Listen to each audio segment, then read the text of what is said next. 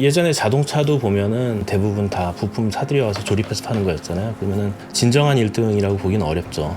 배터리도 좀 그 과정을 거치고 있는 거거든요. 지금 셀 기술에서 1등 됐고, 소재 기술에서 일부 두각을 나타내는 부분도 있고, 하지만 예. 부족한 부분도 있고, 2019년이었나요? 일본의 수출 규제 경험했잖아요. 특정 소재가 못 들어오고 하면서 문제가 생겼고, 그 다음에 중국의 요소수 사태에서 뭐 원료 못 들어와서 문제가 생겼고, 그러면은 그런 일들이 앞으로도 벌어지지 말란 법 없고, 지금 상황에서는 벌어지기 더 쉬운 상황이 됐죠. 그런 측면에서 보면 우리가 소재 기술, 그 다음에 원료단까지도 좀 챙길 수 있는 그런 생태계를 다 만들어야 됩니다. 그래야지 휘둘리지 않고 지속적으로 갈 수 있는 그런 방안이라고 생각이 됩니다. 잘할 수 있을까요? 잘 할 거라고 믿고 있습니다. 우리나라가 또 뭐 하나 마음 먹으면 또 그 부분은 또 굉장히 잘 하잖아요.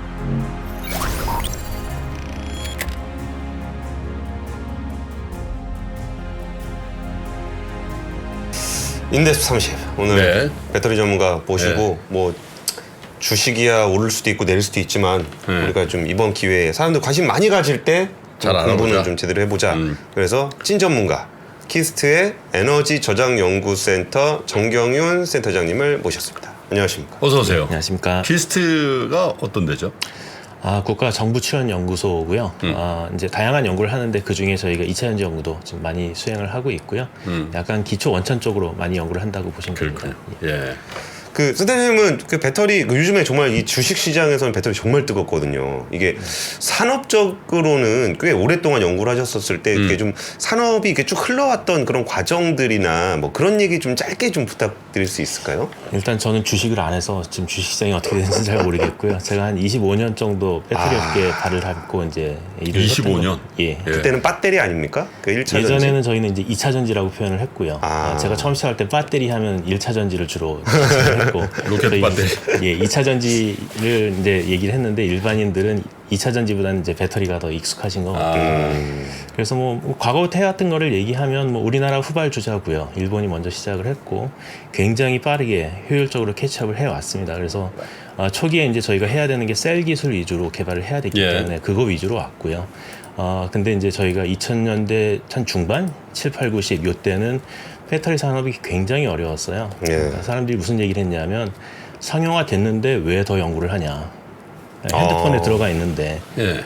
핸드폰. 예, 그래서 이제 저희가 뭐 어디 가서 2차 전지 연구를 해야 된다, 이런 주제를 해야 된다 하면 얘기를 하면 상용화 됐는데 왜 해요? 뭐 이 얘기를 되게 많이 했어요. 그때 멈췄다면은 지금의 생태계는 완전히 달랐을 수 있고 전기자동차 시장도 달랐을 수도 있겠죠. 우리나라가 좀 더 힘들었을 수도 있고. 근데 이제 지금 들어와서는 저희가 이제 그 우리 기업들, 특히 전지 3사를 비롯해서 그런 기업들 열심히 해주시고, 이제 정부나 학계 연구계에서도 이제 후방에서 많이 지원을 해서 좀 자동차 시장이 굉장히 잘 열리고 있는 것 같아요. 근데 아직도 갈 길이 멉니다. 이 시장이 지금 저희가 잠깐 이렇게 좀 하고서는 끝내자는 게 아니잖아요. 향후 그렇죠. 시장이 엄청나게 막대하게 커질 텐데, 그렇게 되면 우리가 좀 지금 잘하는 부분은 물론 상승시켜 나가야 되겠지만은 더 중요한 건 우리의 약점을 쳐다보고 그거를 기술 개발해서 극복해 나가는 일들이 굉장히 중요하다라고 생각이 됩니다. 알겠습니다. 그러면은 지금 저도 그 2차 전지에 대해서 좀 취재를 계속 하면서 이번에 생태계 관련한 얘기를 좀 여쭤보고 싶은데, 그 센터장님이 이제 원자재 글로벌 공급망 전쟁 이라는 키워드를 사용을 하셨어요. 이게 저희가 통상 전쟁 관련해서는 좀 많이들 보고는 있었는데, 이 가운데 좀 중국이 배터리 원자재를 무기화하려는 움직임까지 나타나고 있는 정도예요? 예, 그렇습니다. 이게 이제 배터리라고 하면은 우리가 셀을 보통 생각하지만 그 안에 보면 전부 다 소재가 들어가 있거든요.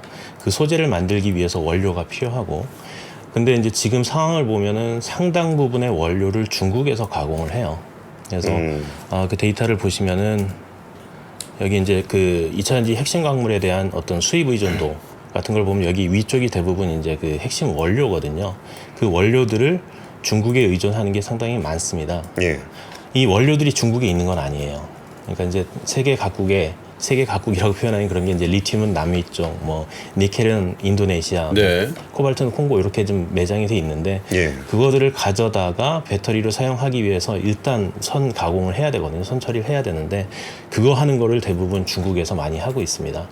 그렇게 된 데에는 뭐 기술적인 문제라기보다는 좀 약간 환경에 대한 약간의 덜 관심이 있는 중국 정부의 어떤 태도 이런 것들도 좀 상당히 작용을 합니다. 그리고 이 중국에서 이거를 가공을 하다 보니까 중국에서 해외 광산 혹은 뭐 염호 같은 데 상당히 많이 진출해 있어요. 그거를 좀 사갖고 자기네들이 좀 컨트롤할 수 있게끔 이렇게 하고 그거를 현지에서는 보통 그 나라들이 이렇게 좀 선진국은 아니기 때문에 기술이 없기 때문에 그 나라에서 가공하기보다 중국에 가져와서 가공하는 경우가 상당히 많이 있고 지금까지 그렇게 이제 체계가 되어 왔기 때문에 저희도 중국에서 가져다 쓰는 경우가 상당히 많이 있습니다. 예.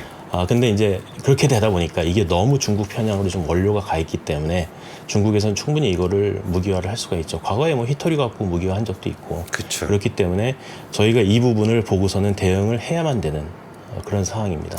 그러니까 그 박사님 쓰신 그 2차 전지 승자의 조건 저도 지난주에 사서 좀 읽어봤는데 거기 얘기를 들어보면은 사실 우리나라가 원자재 쪽이 좀 약하잖아요. 그리고서 지금 미국하고 중국이 이렇게 움직임들을 보이는 와중에 뭐 우리는 어떻게 해야 되냐 이런 고민들이 좀 드는 건데 지금 그 미국의 대응이나 이런 부분들은 좀 어떻게 보세요?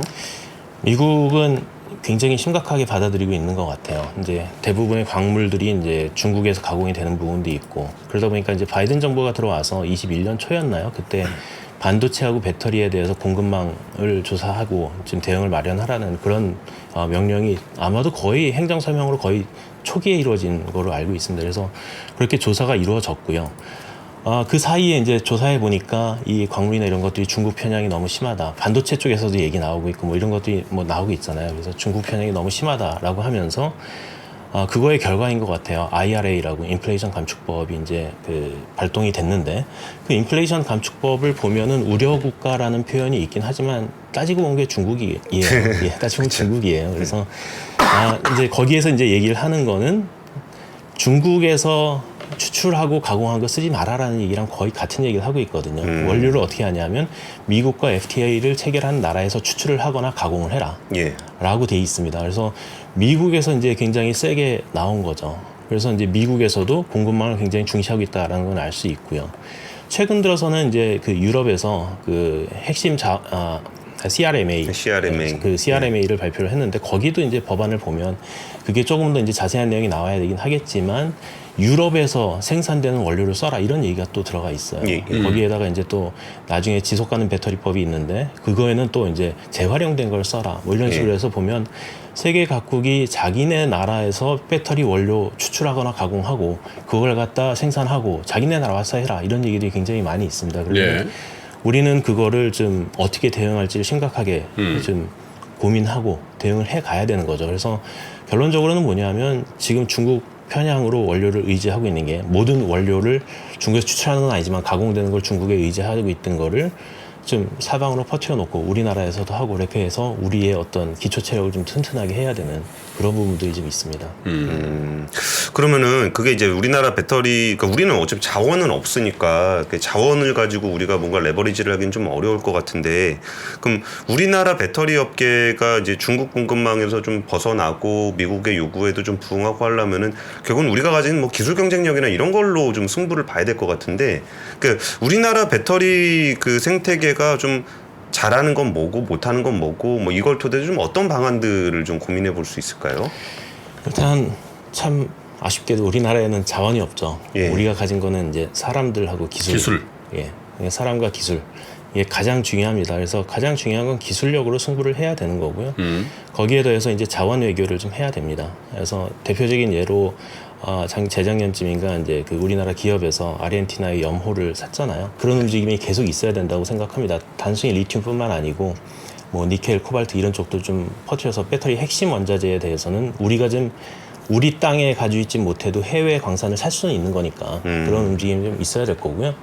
기술적으로 본다면은 우리가 잘하는 부분은 좀 극대화를 시켜야 됩니다. 대표적인 거로 셀 기술은 우리가 굉장히 잘 해요. 그래서 정부에서 기술 수준 평가라는 걸 하거든요. 그래서 기술 수준 평가를 하는데 한 5년 전, 10년 전에 보면은 셀 기술도 우리가 2등으로 평가를 했었어요. 일본 다음에 2등. 근데 소재 기술 같은 경우에는 물론 일본 다음에 2등으로 우리가 평가를 하긴 했지만 격차가 좀 더 컸었습니다. 근데 최근 들어서 평가를 하는 걸 보면 셀 기술은 조심스럽게 1등이라고 다 나오고 있어요. 우리가 셀 기술은 1등입니다. 근데 소재 기술은 이거는 좀 두 가지로 봐야 돼요. 기술력과 그 다음에 실제 경제성까지 포함한 그런 내용들을 봐야 되는데 예.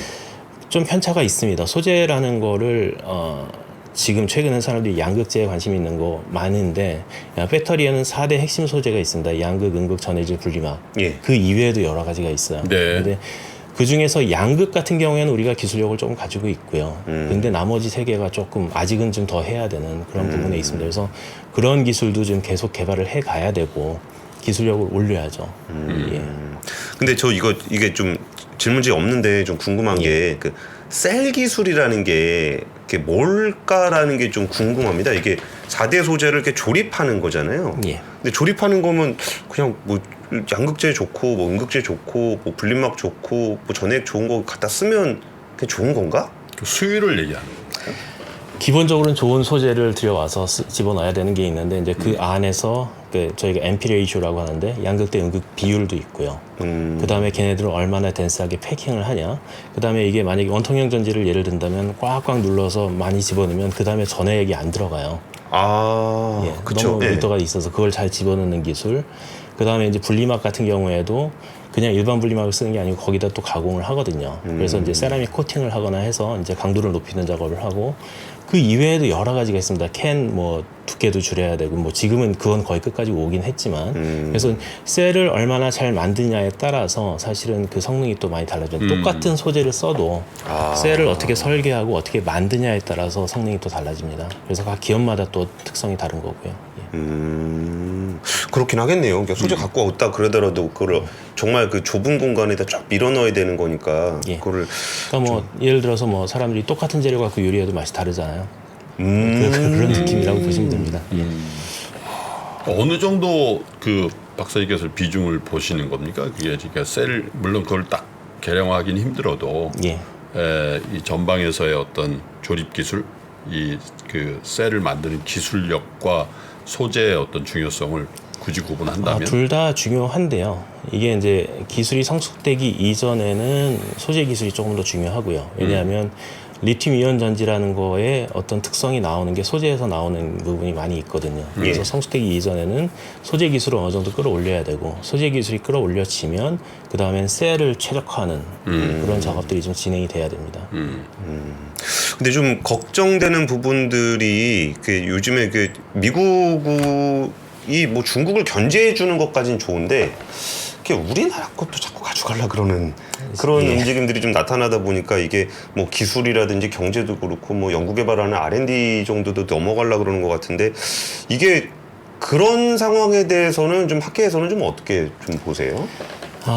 아직까지는 지금 뭐 아주 심각하게 걱정을 하지는 않습니다. 왜냐하면 미국도 배터리를 하려고 상당히 오랜 기간 노력을 했고 뭐 다 기억하시는지 모르겠지만 예전에 A123라고 오바마 정권 때 이제 그 A123 A123가 있었는데 사실은 A123가 그 오바마 정권이 2기 넘어갈 때 그때까지 굉장히 지원을 했었어요. 그래서 이제 그 미국 입장에서 중요하기 오바마 대통령의 재선 때문에 피해서 지원을 했는데 이게 딱 넘어가고 나니까 A123가 좀 무너졌거든요.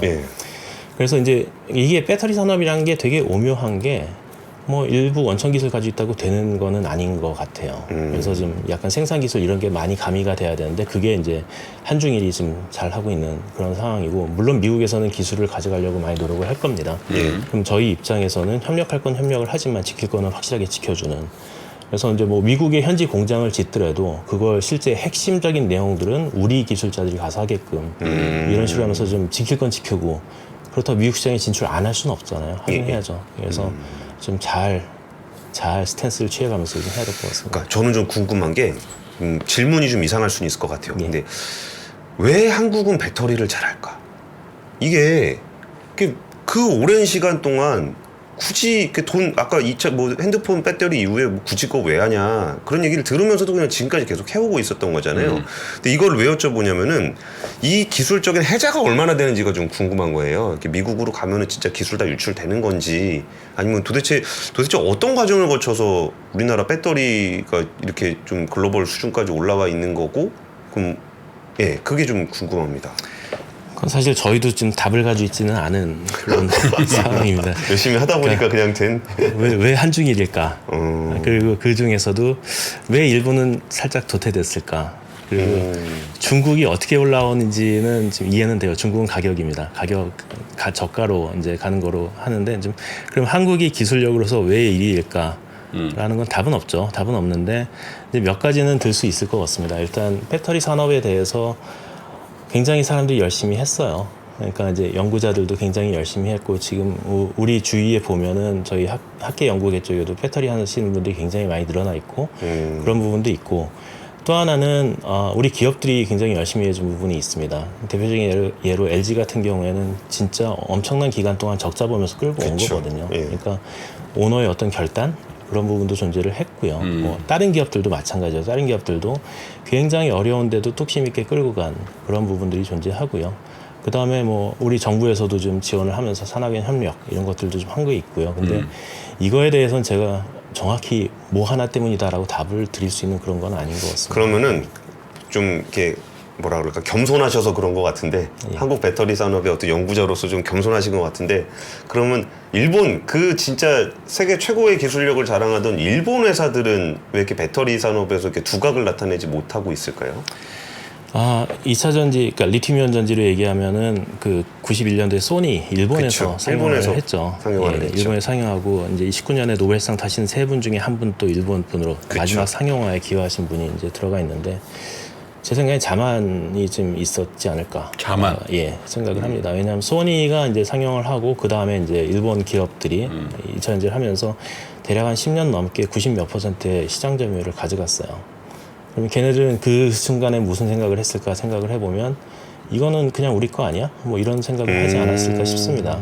그래서 한국 기업들이 일부 진출을 했는데 이제 걔네들 입장에서 쳐다볼 때는 한국의 배터리는 삼성에서 만들고 삼성전자에서 사니까 뭐 LG에서 만들고 LG전자에서 사니까 이런 생각을 했을 수도 있다라고 생각이 돼요. 근데 소니가 이제 그 노트북 배터리였나요? 그게 이제 좀 불났죠. 문제가 생기면서 네. 리콜 들어오면서 그때부터 한순간 굉장히 빠르게 무너지기 시작했거든요. 그러면서 주변에 있는 일본 기업들도 다 무너지고 파나소닉이 이제 테슬라랑 일을 하면서 지금 유지되고 있는 그런 상황이고요. 근데 저희가 판단할 때 파나소닉이 엄청난 기술력으로 유지하고 있다라고 생각되지는 않아요.